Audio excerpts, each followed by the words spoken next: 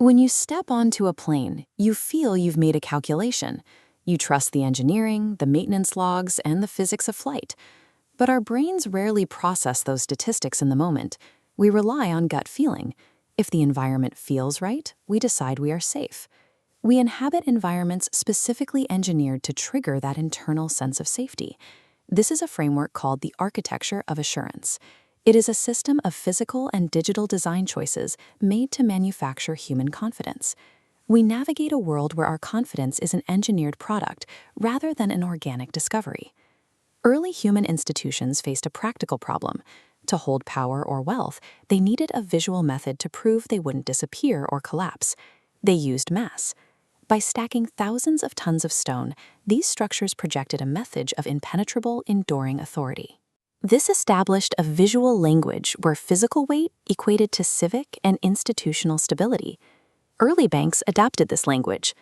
To convince people to hand over their life savings, they built thick stone facades and heavy Corinthian columns, mimicking the look of ancient temples.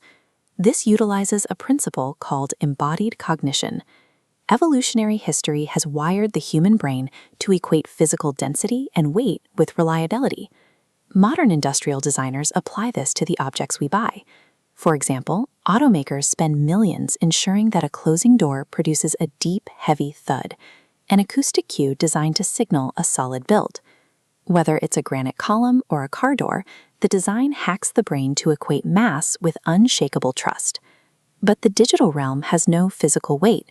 Without stone walls or heavy doors, trust must be manufactured differently.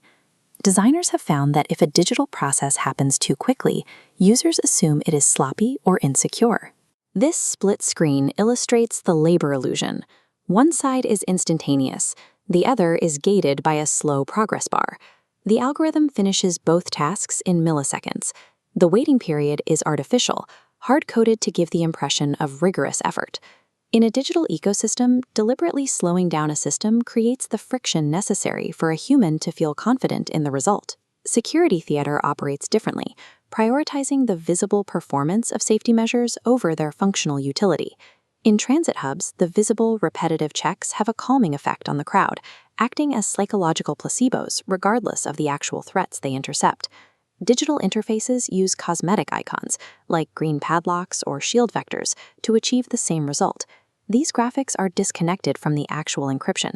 They exist to pacify user anxiety. These facades treat emotional vulnerability. They prioritize how a user feels over how a system actually performs. From heavy vault doors to digital progress bars and airport security lines, these are separate tools in a coordinated strategy of manufactured assurance.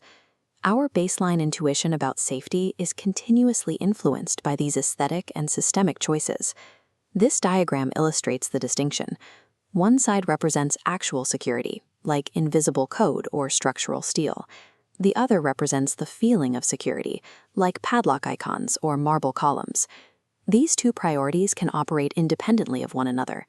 Recognizing this allows you to look at your environment with a more critical lens. You can begin to ask if a space is genuinely secure, or if it is simply designed to project that image. True confidence requires looking past the engineered architecture to see the reality underneath.